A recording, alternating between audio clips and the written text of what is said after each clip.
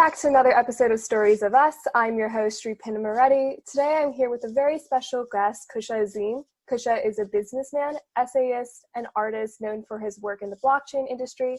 He is also the author of the 2020 Complete Stablecoin Guide and advises various cryptocurrency startups. Thank you so much for being here, Koosha. It's my pleasure. Thank you, Sri. So what got you into the blockchain industry and cryptocurrency?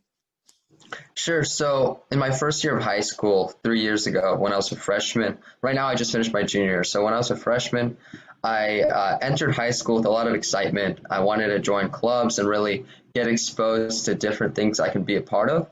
And one of the clubs I ended up joining was tasked with investing fake money through a stock simulation app. And it was a contest between me and other club members. And when the contest was over, I realized I did really poorly compared to others. And I wanted to know why others did a lot better than me. And I realized that one of my friends had invested in Bitcoin, which happens to be the most popular cryptocurrency. So I went home that day that I lost the contest and just started Googling everything to do with cryptocurrency, Bitcoin. What is it? Why did the value skyrocket? And that really started my whole drive in the space. So for like a lay audience, and especially since you are also an author that has a guide for cryptocurrency and this entire field, how would you explain blockchain, cryptocurrency, stablecoin, and Bitcoin? Sure. Yeah. So a big goal, first off, for the industry is to be able to explain this to newcomers and people in other spaces. So I'm going to try to do my best. But it's one of those things that it's like when you go deeper and deeper, coming out and trying to really briefly explain it is difficult. But I would say that blockchain, starting from the technology, is a distributed way of storing data. It uses modern technology to hold data in a more secure and decentralized way. Once again, I'm using complex words to describe a complex idea, but it's quite simple when you think about it. And to make it simpler, cryptocurrency is just simply a currency that operates on blockchain using those same principles of decentralization, distributing the ability to use it and transact with it around the world to anybody, anywhere. It's not controlled by a centralized or a one place. There's not a company in charge of Bitcoin or facilitating the network. Instead, it's something that is managed and administrated by people around the world, working for the betterment of the network, not against it. Yeah, that's a really good explanation. And so what is stablecoin? Because there's a variety of different types of cryptocurrencies. So of those, what is the definition of stablecoin usually? Sure. So stablecoins, I'll explain what it is and then kind of explain why I got into it. Stable coins are a type of cryptocurrency or crypto asset that always keep the same value. That's a weird way of putting it, but basically, imagine we have a cryptocurrency that anyone can use around the world. It can be used anonymously. Banks can't track your transactions with it, but it's always going to be, let's say, $1. So there are projects that have created these cryptocurrencies that are tied to the value of the dollar or gold that allow anybody anywhere to, while they're transacting with this volatile currencies like Bitcoin that go up and down like crazy, they can always keep stable currencies as well, so they don't lose or gain too much. They can secure their profits in a way. It's just a way of stabilizing the market. What got me into it was that, when I got into space and I did end up trying to invest some of my own money. It went well for a while, and then things went really south from there. I realized that for a person who didn't have a lot of experience, investing in something that was so volatile or so unpredictable in ways was not a great idea. So now that there's projects introducing stable cryptocurrencies that hold all the same philosophies that make cryptocurrency attractive to people, but they remain stable. So I see a great need for that around the world. And I think throughout this discussion, I will share more about that and how it applies in the real world. Gotcha. And I guess for us young people, it's very distant going into these very obscure kind of fields that are relatively new. I would say that cryptocurrency is relatively new. And so what is your advice for people trying to get into this field? Because as you said, there is a little bit of like a learning curve, and how would you approach that? Right. So I think if there was anything I were to do differently, I think this can help the newcomers now, is that learn, take courses, free YouTube videos. There's a load of content out there. Follow some industry leaders on Twitter and really just act like a sponge, really just get exposed and absorb information before either investing or getting involved. Because what I did is I was fortunate. I came at a time where that the market was doing well. So there was a lot of people who would, be willing to work with me and advise me and help me grow. But now that the market is a little more unpredictable and there's less hype, I think that the long term really is going to award those who really learn about it, understand it thoroughly, and have read about it, are educated, not just writing hype or trying to go viral on social media. I think really reading about cryptocurrency is the way to go to begin with. Gotcha. And another initiative that you're a part of is the Africa Blockchain University. And so you have been giving lectures about cryptocurrencies to students at universities throughout Africa. Tell me a little bit about that experience and like why it's important to raise awareness of cryptocurrency, especially in third world countries.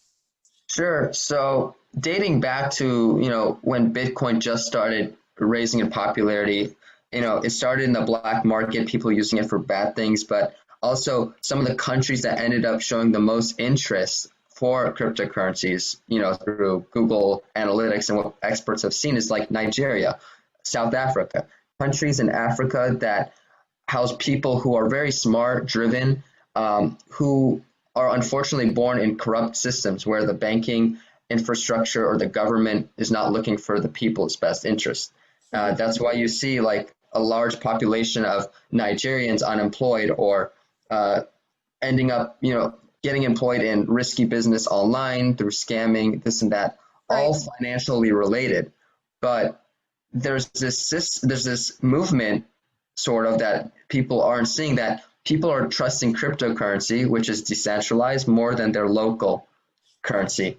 And in the position I hold as director of technology at the ABU, what we've done is we've seen this demand, and we aren't greedy. We aren't looking to profit off of it.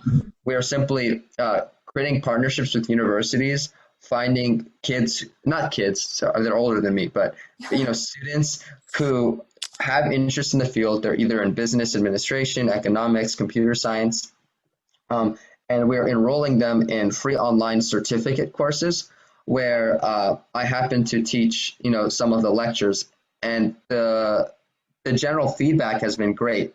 It's been reciprocating a lot of the same ideas I had going in, and that there really is a demand to learn and apply blockchain technology in their local communities.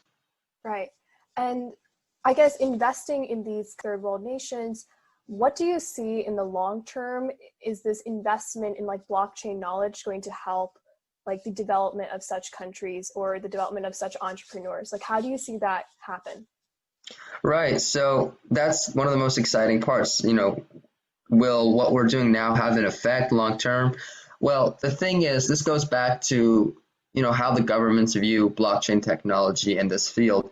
It's really from country to country, it really changes. But Africa, they're starting to understand that this field has a great demand because it's kind of anti-institution, and there's a lot of youth going through the system that believe in this philosophy. So cryptocurrency being like the money manifestation of that idea, anti-corruption, this and that, really holds, some legacy for that idea. So I think that these entrepreneurs that we're advising, these students, they're learning both development and theory from us, meaning that they can take what they learn in these courses and build their own cryptocurrencies or build their own apps where they can hold cryptocurrency, transact with it.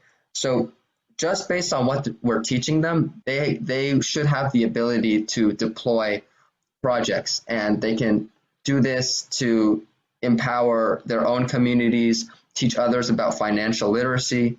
So what we really hope to do through financial education is that we are teaching the community leaders that then teach others. If we succeed at this, we could see in the future that there are people, instead of, it's like this in America too. You go through the system and you're only taught about, the US dollar. You're taught about the Federal Reserve printing the US dollar. You're really fixed in this traditional money system. But we hope that, in years to come in Africa, and especially in more progressive third world nations, they are teaching more diverse asset classes, and cryptocurrency would be one of them. But that's the general goal that I'm really excited about. Yeah, that definitely makes sense.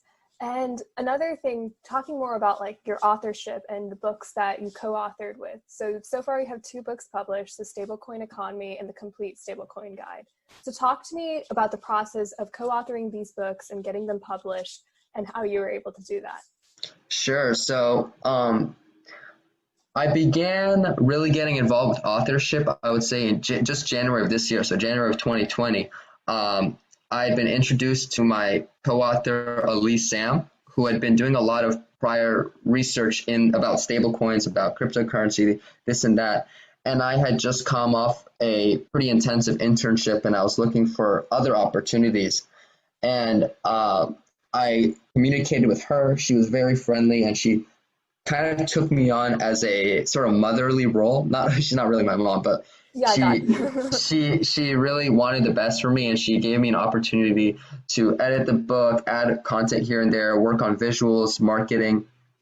While she led most of the research and content, I, being a teen who really knew how to market things on social media, took the publishing end and the marketing and really took the content, made it look neater, and then was able to learn about Amazon, self-publishing, and put it through that. So that was for the first book. So in January 2020, we released the 2020 Complete Stablecoin Guide. That was a really eye-opening experience for me, because I feel like when you go into authorship, you have all these hopes. You don't know how it's going to be, how it's going to affect your ego. You're now an author, this and that.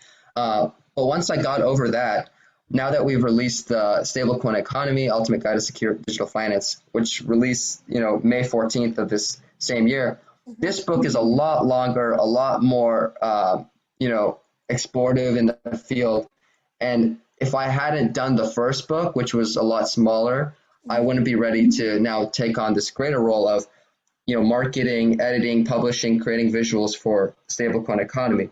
And once again, I think that being mentored by a person who's had previous experience in publishing content, on websites, on magazines like Elise Sam did, really helped me. I think that being mentored by someone and having the drive to really do what it takes to work at their pace and to even excel beyond what you've previously done is really vital when you're trying to, publish a professional piece or a scholarly work. So I'm glad this happened, and I had that experience, and I've learned a lot about, writing, being patient, and putting in the work and seeing results. I hadn't really published anything too serious up till this year, but now that I'm building my brand, I'm seeing results slowly come in. Yeah, that's really impressive. Like when I first learned a little bit about you, I was super impressed, because it's really rare to find young authors at the ages of 17 and 16. So I imagine there was a lot of initial difficulty in writing these books, but it looks like that experience really helped you progress a lot in the field and learn more a lot as well. For sure. Yeah. During this experience as well, you interviewed some Wall Street experts and startups. So what was that experience like, and what did you learn from them? Yeah, so, in our book, we introduced a lot of, the top stablecoin projects, a lot of the industry leaders, and, we had the opportunity over time to hear from these people and to, whether it's at events, before the whole coronavirus thing, or, through their works, we've really collected a bunch of different notes and quotes from these people that we've either been exposed to or we see really taking the space forward, and we've combined it in a way that really adds on to the information we had previously had for the book. So I've learned a lot through this process. just hearing from the people who have built, like, I don't know, multi-million dollar, multi-even billion dollar Right. projects just over the last few years and how they did that, um, is, helping me as an author, as a person who's trying to advise startups, how to do it and what mentality it takes to survive in a space that, there's stigma around, or like that people still don't fully trust. Yeah. And I think like a really cool thing that you've done with these books is that you've taken, like you said, a very like complex, complicated field and kind of not necessarily watered it down, but made it more approachable for new people to get into. And I think that's like really neat. I appreciate it. Thank you. So going a little bit more on the technical side of cryptocurrency and where you see the future of it growing. So currently, what do you think is like the most investable form of cryptocurrency? And talk to me a little bit about how like the pandemic has affected the industry as well.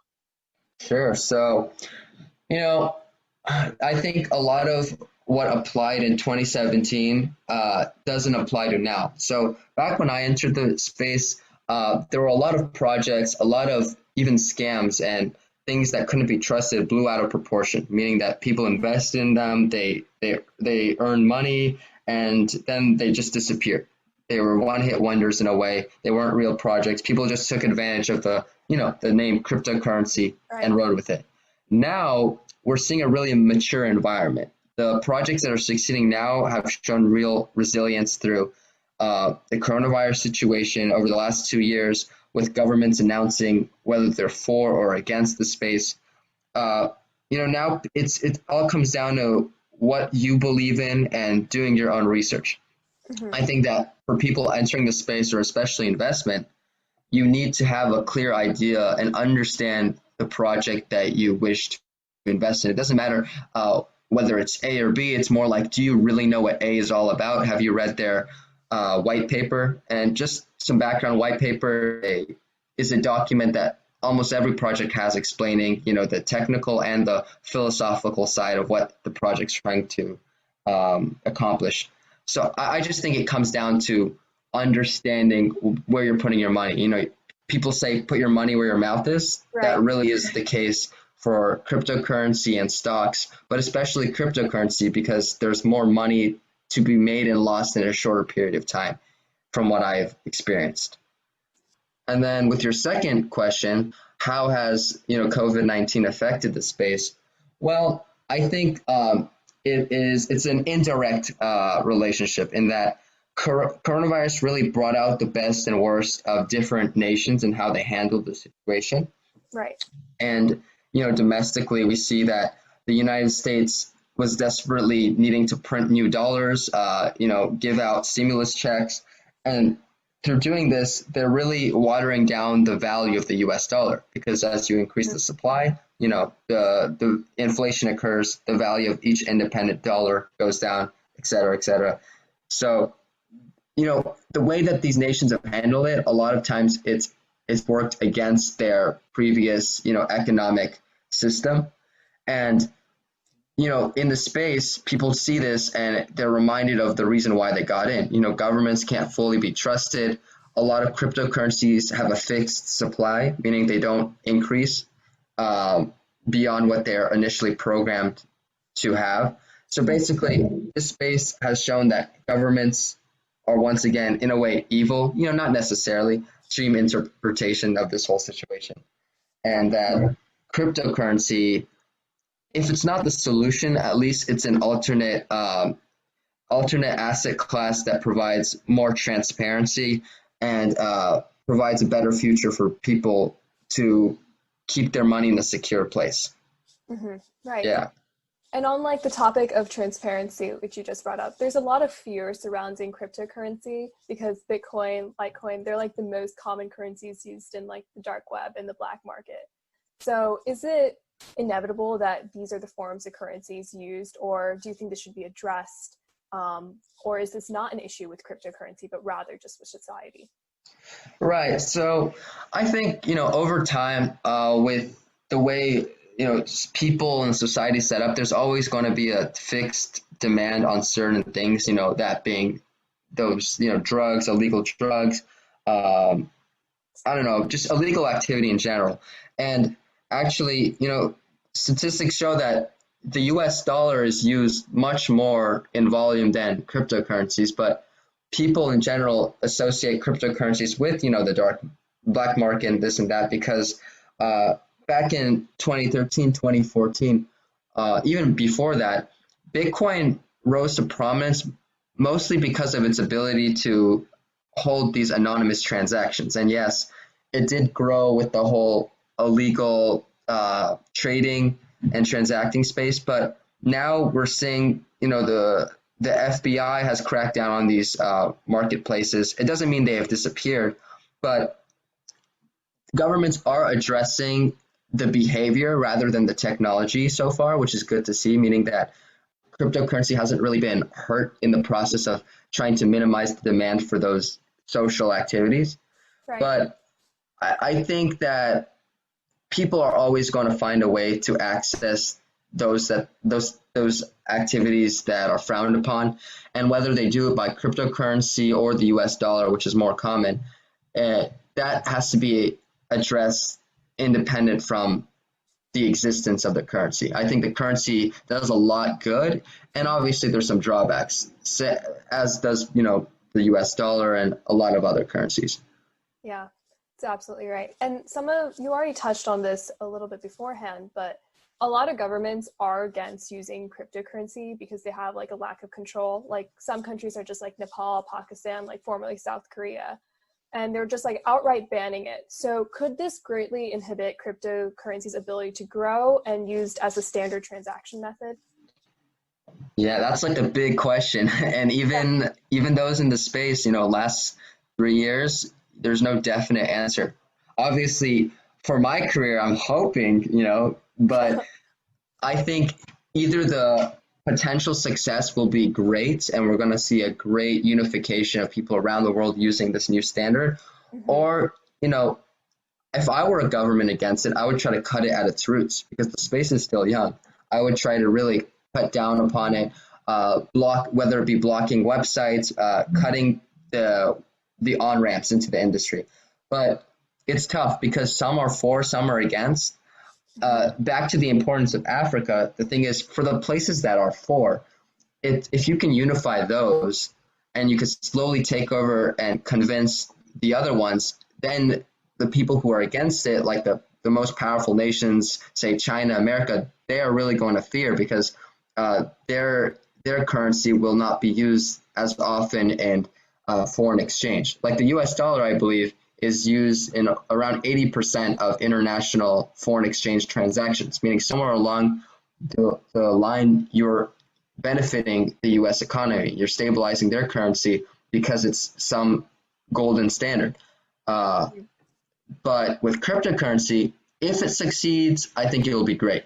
If it doesn't, well, I think that shows that centralized authorities are fearing their inability to control, which kind of shows something like, why would they fear it? Are they doing something bad? Are they not sharing something that we should know? Why aren't they being transparent? If you're in the space, these are none of your concerns because the projects and the technologies are built in a transparent way that is supposed to benefit the general population. Right. And like you bring up like decentralized and centralized a lot during this conversation. Can you tell me like why it's beneficial to have like a more decentralized kind of aspect to using cryptocurrency and currency transactions rather than having it more centralized? Sure. So it goes back to kind of my personal beliefs. I'm really for independent freedoms and independent liberty. Yes. And I think that being on a financial system that benefits that, meaning I can transact without someone having my data, knowing my identity, seeing my transactions and feeding me consumer tactics to sell me even more. I prefer not to be gamed in that way. I want to be a person who's free to transact and have my identity be independent from other things. Yeah. And I think cryptocurrency, for most of these projects not being controlled by a centralized identity really supports that because there's not a lot of people trying to benefit off of it. It's more like it's a system that's already thrown out there. And now it's the people who transact with it, exchange with it that set the standard, the reputation, and the applicability in social situations. Whereas, let's say I'm using PayPal or I'm using the dollar, you know, I'm not fully free. Obviously, I'm not losing much. It's convenient, I guess. It's more accessible, but in the future, you know, a lot of people fear the monopolizing of data and government systems online, you know, people being traced for every activity they do. And I think that presenting cryptocurrency as a solution, at least from the money side, is a very progressive thing. And I think it really supports that independent liberty that we should seek before, you know, big corporations and the governments try to see us as just numbers on the internet. And something that I've also looked into is that there's a lot of like current encryption schemes that's like used by Bitcoin and Ethereum and other types of cryptocurrencies. They've kind of been proven like vulnerable to forgery by quantum computers, which are becoming like more prevalent now. And so these quantum computers are often able to like take the wallet's private key from the public key and allow for the extraction of funds from any account. And that definitely makes a lot of cryptocurrency vulnerable. And so is there like competing encryption technologies that can fight off these decryption technologies?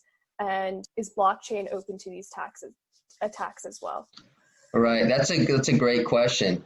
And I think blockchain is not the only field that's going to be heavily affected positively and negatively by quantum computing. The thing is, I can't give you a perfect technical answer, but I will say that we are still a few decades away from solid, like commercialized quantum computing.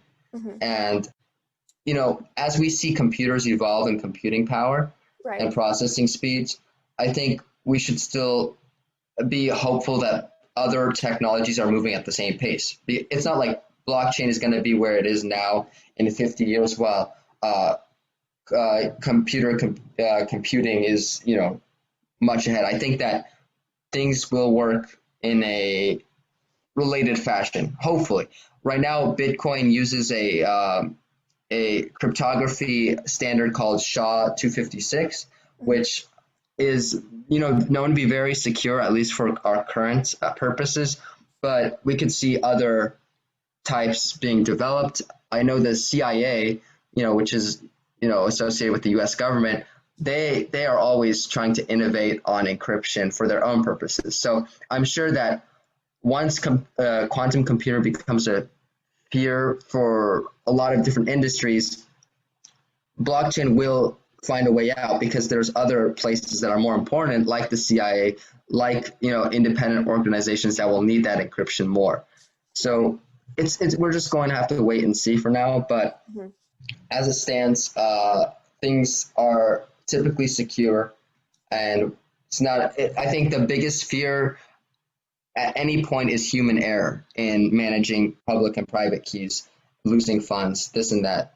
So I think for now, people should be responsible for what they do and hope that the technology innovates at the same pace that quantum computing will have. Yeah. And another thing is that getting into the cryptocurrency field, it kind of might seem overwhelming, especially for like amateurs like me, because there's so many different types. Like I know that Ethereum smart contract is used for app development. So in your research, do you know of any other cryptocurrencies that have some like really cool applications other than just used for monetary transactions? Sure, yeah. So there are a lot of projects, like you said. It is overwhelming even for me because, you know, thankfully we just focused on stablecoins recently, and it's easy to spot currencies that are stable and read into them. But, you know, there's a lot of different projects. There are projects that I will just say what they do. I can't really associate them by name because there's so many, but general ideas that are being addressed is there are, you know, companies building like a new internet, decentralized internet from the ground up. Wow. That doesn't allow, you know, tracking. It's advertising free. It's really just trying to allow anybody to build on top of it, very open source. There's a project that I helped with a while back called Pi Network, which allows anybody to possess the currency just using their phone. And this project now has like a couple million users. So there are a couple million people from over 170 countries that hold this currency, which doesn't have exchangeable value yet. But we can imagine that by allowing anybody to earn this currency, they're creating a new ecosystem of money altogether. So there's a lot of ambition in the space, and I really like it. The thing is, for me, I'm at a stage where I'm good on the business side and marketing, and getting into development is the next leap forward. And it is a big leap to make, because to really get into the nitty gritty, you've got to understand code. So that's how my mission intersects with all these interesting ideas. Yeah. And going a little bit more about getting to know you, can you talk to me about, this could be literally about anything, but like a setback you've experienced and like how you overcame it? I think one of the biggest things that affected me early was when I started investing. What I did is I persuaded my parents to give me some funds, and then I would manage the portfolio of cryptocurrency, and then I would take away all the profits. It was kind of like a learning experiment for me. And what happened is I started this when I was 14, so almost turning 15, but I was 14, really stupid. I was just I thought you could just make money overnight. It would be plain and simple. The market's well, I will pull out once it's at its peak and I'll make a lot of money. Well, what ended up happening is that I really didn't understand what I was doing, but I was doing well. It wasn't my fault. It was the whole market was doing well. So I had this false notion that I was some genius young kid who was an investing god. But in reality, I was blindly, increasing the value without knowing. And what ended up happening is that things went really well, and I didn't listen to my parents who were advising me to, pull out, take the profits you've already made, and just reinvest the profit. So I'm always going to keep some stable balance that won't go away. I didn't listen to them. I was really ignorant. And by midway through 2018, so now about half a year after investing, most of the funds were gone. I had been scammed. I had lost a lot of money by investing in like really bad projects that I hadn't read into. And I was at this point where I was like, I've learned so much about cryptocurrency. And how can I move forward from here? So there was a point where I was feeling really sad. I was kind of unmotivated in school and stuff because, I was day trading, meaning that every day I would check the markets. I would be stressed. My mental stability was dependent on how some silly coins were doing on the market. Okay, so I came from that bottom place where I had lost a lot of money. I thought I'd lost my parents' trust, but they were really nice about it through the process. But what ended up happening is that I applied the knowledge I had gained through investing and started reaching out to startups. And that's how I basically formally entered the space and got involved with projects. It came from losing money, being hungry to apply the knowledge I had, and not settling for less. Yeah. Wow, it's a really unique experience. And I know that you also advise some startups right now. So like, what was that experience like? Sure. So what I'm glad I did early is that I offered my services for free. I would basically contact university students. So I live in the Bay Area, and UC Berkeley is a local school that is widely known for many things, but especially its blockchain community, especially in 2018, where I joined their group chats and group activities, and I started reaching out to some startups, and I would be like, yo, I'm a Gen Z kid. I understand marketing. Yeah, I understand selling products. I know a decent amount about cryptocurrency. I can't develop, but I'm willing to work for free.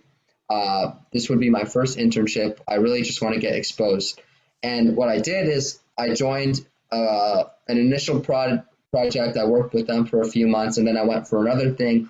I've been doing a lot of free gigs over time, but as it progresses, it just gets bigger and bigger. I meet more interesting people, bigger projects, and now I'm at this place where I've gained all this knowledge and I've written these books, and now I have leverage, and leverage is really important because now I can reach out to projects and I can say, I can help you guys, but I can now earn money. I can really sell myself to them for what I've done, and I can show that I've worked tirelessly for like 2 years, just building up my name, building up my skills, and now I'm at this point where finally I can see the results in my bank account.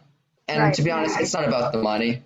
In the beginning, it was because I was investing, but now it's my joy really just comes from seeing. I feel like a lot of it comes down to Africa because let me just explain that through working with the Africa Blockchain University, which in its own right is a nonprofit or startup, I don't really want to box it into either because we're trying to do more than just the nonprofit. But before coronavirus occurred, I was planning to go to Lesotho, which is a country within South Africa, and I was going to lead and speak at an event, which is going to be really big for me. Like I was going to meet a lot of the people I've been remotely working with. I was going to meet some students firsthand. It was going to be great. Just the thought of that happening, like a kid from the Bay Area, obviously privileged, but working my way up to a place where I can suddenly go to Africa and be invited and speak is like really surreal in a way. And I think that if all I get from this is just meeting people around the world and understanding different perspectives, even outside of money, it would be priceless in a way. I might as well say that recently I've been a business development intern at a project called Copper Banking, which ironically has nothing to do with cryptocurrency. It's a teenage mobile banking app. We are releasing a debit card for teenagers, I believe this month actually. So it's been cool. Like by building myself up in cryptocurrency, there are people who just work in traditional finance or traditional economics that now take notice of me, and I can apply my skills within those fields as well.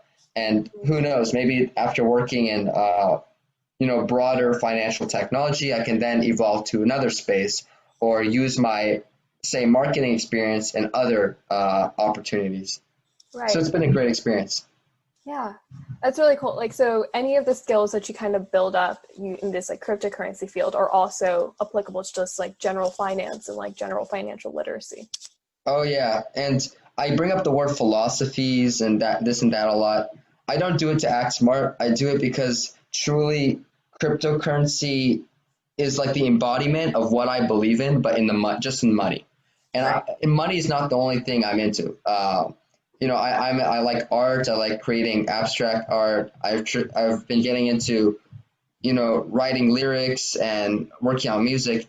But in everything I do, I'm really into independent liberty, exploring your curiosities.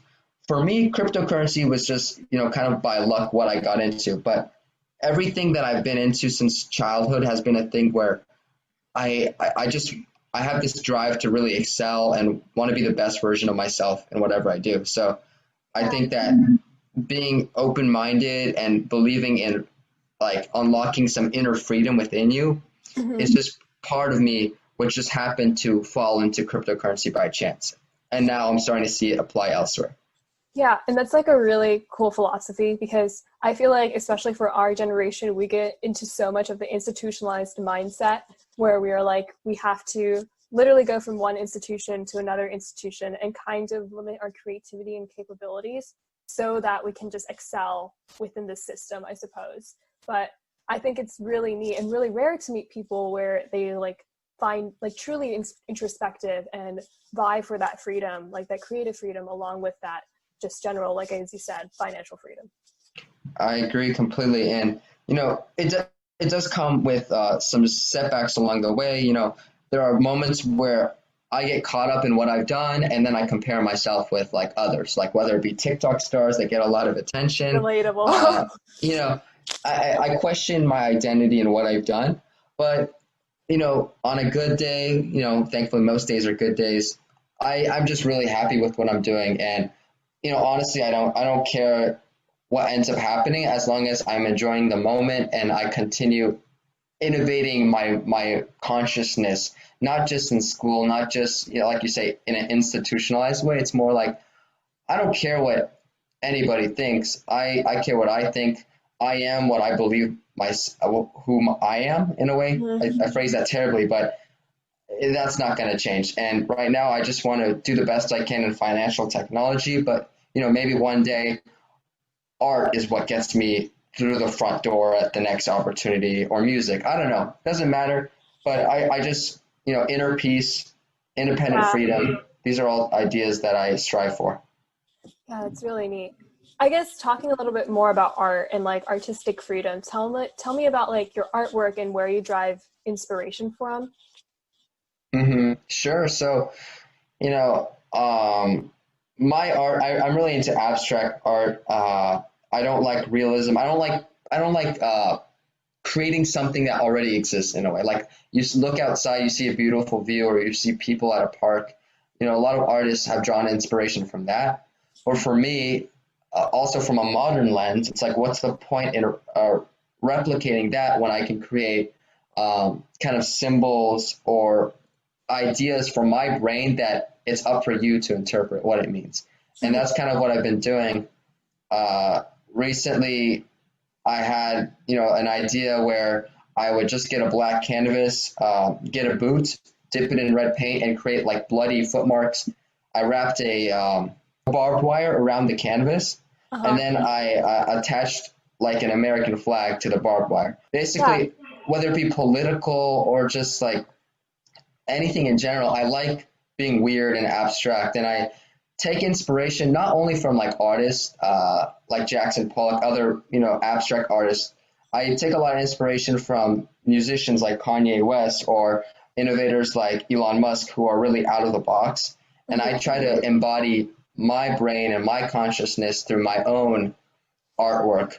And that, once again, just like how I happen to fall upon cryptocurrency as kind of my manifestation of philosophy, art is the same thing, but in the recreational sense, in that I'm really into showing who I am as a person and what I believe in through artwork when I'm, playful. And then on a business sense, financial technology is where I choose to embody the same philosophies. Right. And this is kind of like a deep question because I know you embrace like freedom and like individuality so much. And I feel like, especially in like the society of social media and TikTok stars, like you suggested, it's really hard to kind of define your individuality and really be in solidarity with it. So like, can you talk to me a little bit more about your journey on that and possibly like advice or suggestions to be confident in portraying who you truly are? Great. Yeah. So part of me is glad that this whole TikTok splurge occurred, because it really shows, people's barrier to conformity, I guess. And for me, I've been struggling with this, I believe, since my sophomore year. Like last year, I had this period where I was comparing myself constantly to people on Instagram that were flexing cars and this and that. They were selling their courses on how they make money. A lot of it's BS. A lot of it's not real, but I didn't want to think that. I would buy into the narrative that they were trying to show. And what ended up happening is, this is kind of weird, but I got this sense of nihilism. I started believing that life is completely meaningless and that at the end, we're all going to end up in the same place. So why does it matter if I'm chasing money, status, etc.? And with that mindset, my view on nihilism is this.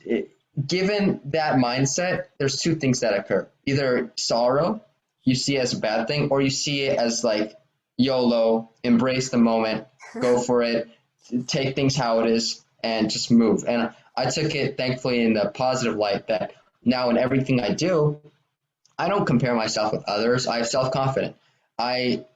Instead of believing in a God or believing in a force, I believe I am a God. I believe we're all gods. I believe we're all we all hold the potential to be the greatest versions of ourselves. And as long as we have that mindset, we can accomplish almost anything. And I think that you shouldn't buy into other people. It's hard because everyone experiences different paths of finding themselves, right, through adolescence. And mine just happened to be through, sucking for a little bit, becoming a sheep in a way, like a consumer, and then suddenly being hit by some weird ideas. I don't even know where they came from. I started around the same time. I started having fun in high school. I would go to parties, get exposed to some, things that come with parties. And I think that experience from going from like a kind of laid back student, 4.0 kid who just cared about school, to suddenly like breaking that, hanging out with the cool kids, believing that life is meaningless, and taking a break from business. That's where I really found myself. It's like you get in, you take a break, you do obscure things that you normally wouldn't do, and then you get back into what you were, and you find that mindset suddenly changes. You're gonna, if you approach things in a way that you're just confident, that at the end of the day you'll be okay because you think you know where the future's headed. I think that is what got me to a point where now I'm succeeding further in these financial technology things, just because I had dipped into that other system. I wanted to conform. I wanted to be a cool kid. I wanted popularity. And frankly, I kind of got those things, but it wasn't by being a conformist. It was by understanding the conformist and working backwards in what I loved and seeing that delayed gratification come later. Right. If that makes sense. Sorry, I'm kind of all over the place, but No, I'm you're all glad that I good. get to explain that. Yeah.